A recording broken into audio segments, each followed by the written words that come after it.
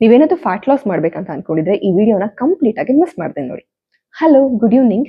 ಇವತ್ತು ನಾನು ನನ್ನ ಡಯಟ್ ಬಗ್ಗೆ ಕಂಪ್ಲೀಟ್ ಆಗಿ ಹೇಳ್ತಿದ್ದೀನಿ. ಬೆಳಗ್ಗೆ ಎದ್ದ ತಕ್ಷಣ 7 o'clockಗೆ ಒಂದು ಗ್ಲಾಸ್ ಜೀರಾ ವಾಟರ್ನ ಕುಡಿತೀನಿ. 30 ಮಿನಿಟ್ಸ್ ಬಿಟ್ಟು ಅರೌಂಡ್ 7:30ಗೆ 5 ರಾತ್ರಿನೇ ಸೋಕ್ ಮಾಡಿರೋ ಆಲ್ಮಂಡ್ ಮತ್ತೆ ದ್ರಾಕ್ಷಿನ ತಿಂತೀನಿ. ಮೀನ್ ವೈಲ್ ನಾನು ಸ್ಯಾಂಡ್ವಿಚ್ ಪ್ರಿಪೇರ್ ಮಾಡಕ್ ಕೂಡ ಸ್ಟಾರ್ಟ್ ಮಾಡ್ಕೊಂತೀನಿ.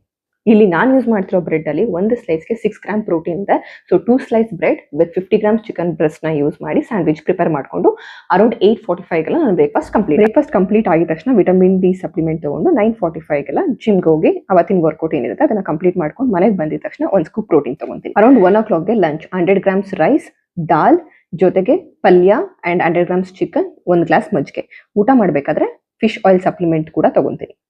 ಊಟ ಆದಮೇಲೆ ಆಲ್ಮೋಸ್ಟ್ 2 hours ರೆಸ್ಟ್ ಮಾಡಿ ಅರೌಂಡ್ 4 o'clockಗೆ ನನ್ನ ಫ್ಯಾಟ್ ಲಾಸ್ ಸೆಷನ್ನ ಮಾಡ್ತೀನಿ. ಕೆಲವೊಂದು ದಿನ ಮಾರ್ನಿಂಗ್ಗೆ ಮಾಡಿದ್ರೆ ಈವ್ನಿಂಗ್ ಸ್ಕಿಪ್ ಆಗಿ ವಾಕ್. ನನ್ನ dinner most of the time ನಾನು 6 PM ಗಿಂತ ಮುಂಚೆ ಮುಗಿಸೋಕ್ಕೆ ಟ್ರೈ ಮಾಡ್ತೀನಿ.